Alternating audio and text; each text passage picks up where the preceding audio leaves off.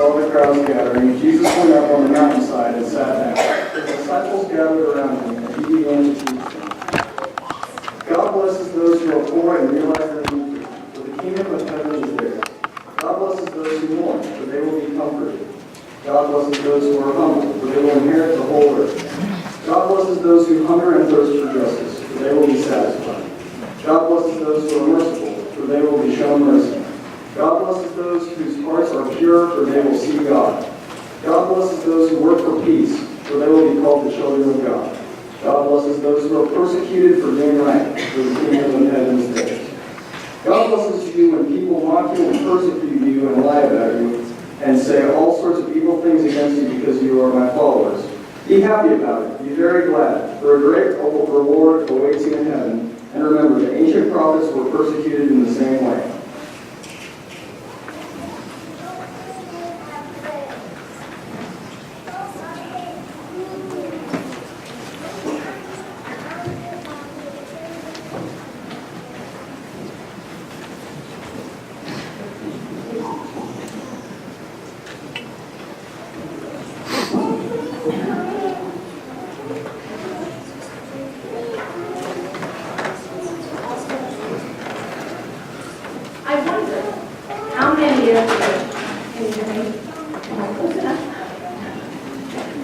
I wonder how many of you would describe yourself as competitive? Anybody out there? Now I imagine, I saw a few hands, and I imagine there are certainly a few of you who out there who thrive on competition. For I know I found myself on the ground earlier this summer during a friendly game of musical chairs. I know they're out there. Now, I consider myself quite competitive. You can check with Dennis about that. I like winning at games. I play earning prizes for being the best in different competitions or being recognized for being on top. In my younger years, I worked hard at my various 4-H projects to gain the blue ribbon at the fair. I memorized my Bible verses during vacation Bible school to get the prize for learning the most verses. I studied hard to be recognized as one of the top students in my high school graduating class. I admit that even now, I don't really like to lose at table games or card games.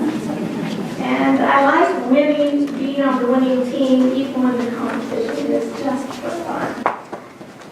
Winning and gaining the prize is what we strive for in life. It seems like that's what we value in our culture and in our world. The competition may involve being the fastest or the smartest, and if necessary, the most cunning and ruthless. Think of some of those television shows like The Amazing Race or Survivor, where one person or team wins the race or the prize, the $1 million prize at the end. Or think of American Idol, where one person is proclaimed the best singer or the best performer. And in our sports world, we have it too, where as the football season begins, the teams are competing to become the Super Bowl champions, or the baseball teams now looking towards the World Series. It's so easy to get sucked into this mindset. We compete for the prize, whether it be a gold medal, or a trophy, or an ice cream sundae, or a blessing. This idea of competition is not a modern idea. We find stories in the Bible of people wanting to get the prize. Remember the story of Isaac, who had a blessing to give before he died? He had 2 sons, twin sons, who desperately wanted to receive that blessing. Isaac intended to give the blessing to his favorite son, Esau. But you remember Rebekah, the boy's mother, helped her favorite son, Jacob, deceive his father by dressing up like his brother. And in the end, Jacob received the blessing. Esau, of course, was furious when he learned that his twin had stolen the blessing. But Isaac had already been given the blessing that made Jacob lord over his brother. Only one blessing. In the New Testament, remember how the sons of Zebedee, James and John, asked Jesus to be considered the best disciples? They asked for the best seats in heaven. to sit on either side of Jesus in glory. They wanted the best prize, the ultimate blessing.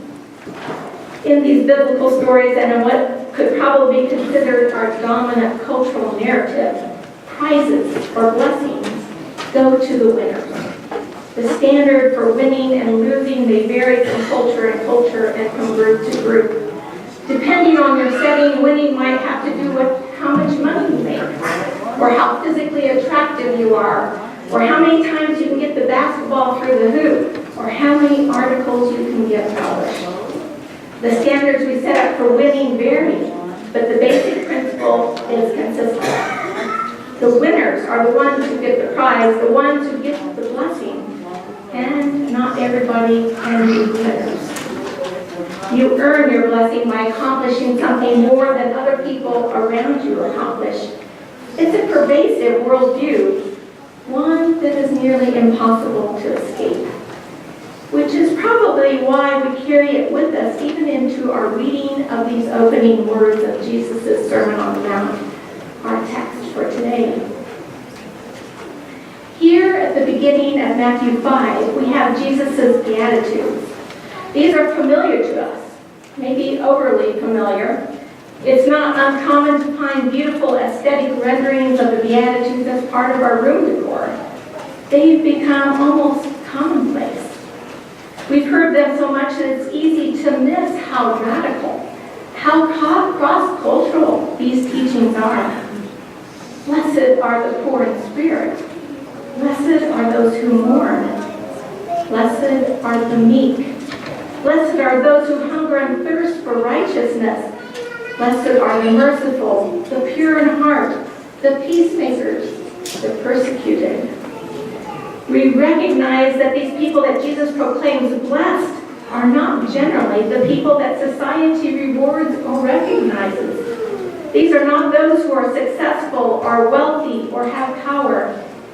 Even in our Christian culture, we often equate blessings with those who have prosperity or health or abundance. But in contrast here, the Beatitudes, those who are blessed are those who are vulnerable, who live on the edges.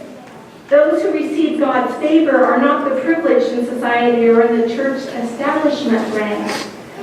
Those whom God deems worthy are not based upon their own achievement or status, but because God chooses. God chooses to be on the side of the weak, the forgotten, the despised, the justice seekers, the peacemakers, and those persecuted because of their beliefs. Through these Beatitudes, Jesus is turning things upside down. Yet we read this countercultural pronouncement with the eyes of those steeped in our culture of winning and losing, of earning and deserving. And so we read the Beatitudes as if they are commandments. Remember, as Moses went up on the mountain and received the 10 commandments, now we see Jesus going up the mountain and proclaiming the Beatitude commandments. He tells us how to earn our prizes, how to earn our blessing. We read these blessings as commands. We read them as a list of virtues that we need to strive for. We read them as a to-do list of steps to follow to become perfect Christians. We turn these blessings into conditional requirements. If you are poor in spirit, then you'll get the kingdom of heaven. If you mourn, then you will be comforted. If you are meek, then you will inherit the earth.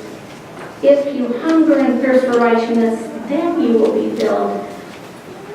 Or we see that we turn these blessings into should statements, and we hear Jesus say, you should be merciful, for then you will receive mercy. You should be pure in heart.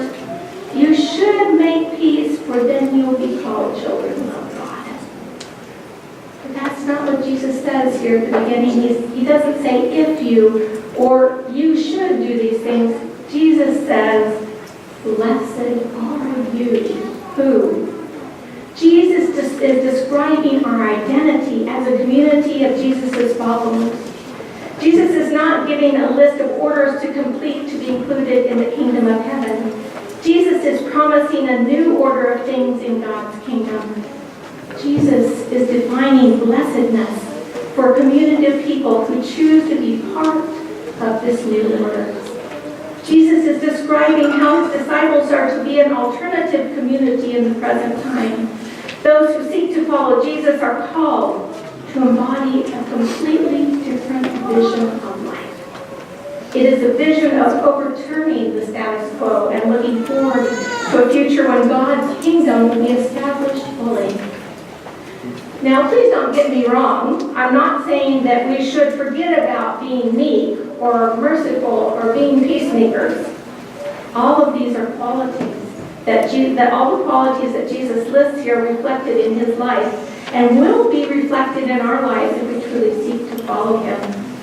In the rest of the Sermon on the Mount, if we read farther, Jesus goes on to describe how we are to live these things out, how we are to become this blessed community that manifests a reversal of the dominant culture standards of success, wealth, and power into a community that extends God's mercy to the left out and beaten down, seeking to establish God's peace and justice for all the dispossessed and disenfranchised of the world.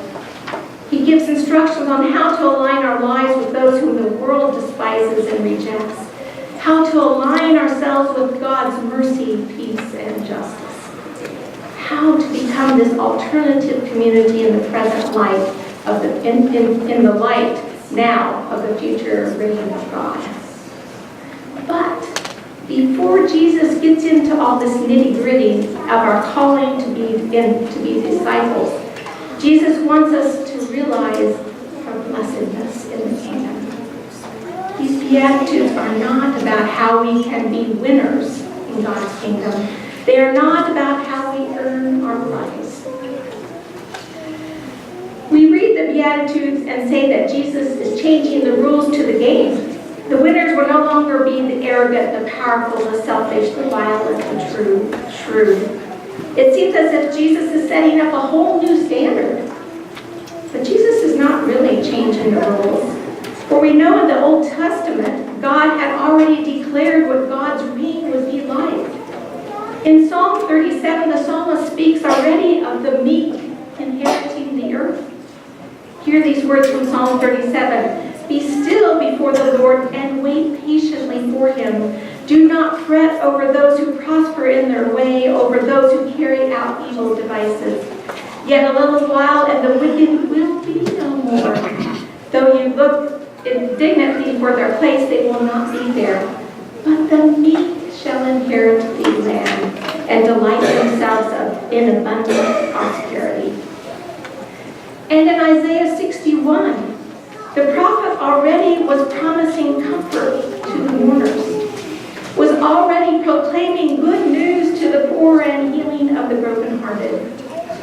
Jesus quotes from the prophet Isaiah in his inaugural speech when he says, "The Spirit of the Lord is upon me, because the Lord has anointed me. He has sent me to bring good news." Jesus is not giving new rules, but describing God's plan from the beginning. The kingdom that Jesus is proclaiming is God's vision for the world, in contrast to the values of the empire where only the rich and powerful are the winners. Jesus is not establishing new criteria for winning this game. Jesus really is quitting this competition game altogether, and he's inviting us as followers to join in. In this act of extravagant blessing, Jesus exposes the lie that is at the heart of the competition game. The lie that there is only one ice cream cone, there is only one trophy, there is only one winner, and there's only one blessing to give. The lie that says if someone gets something, then there is less for me.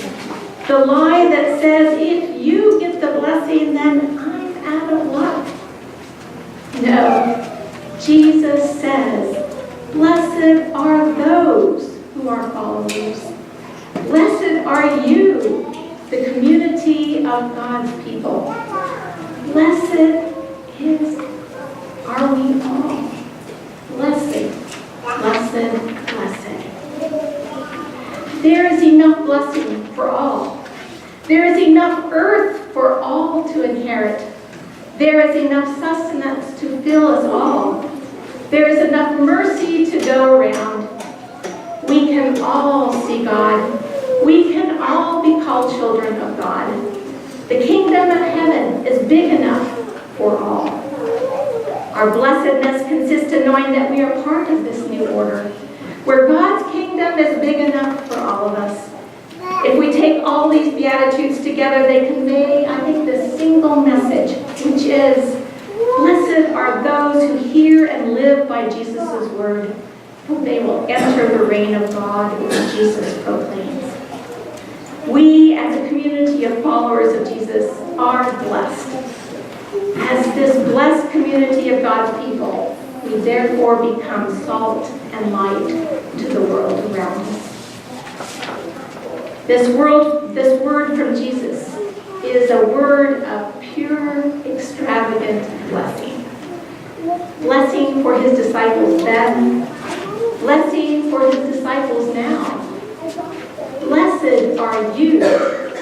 Blessed are we. Thanks be to God. Rejoice and be blessed.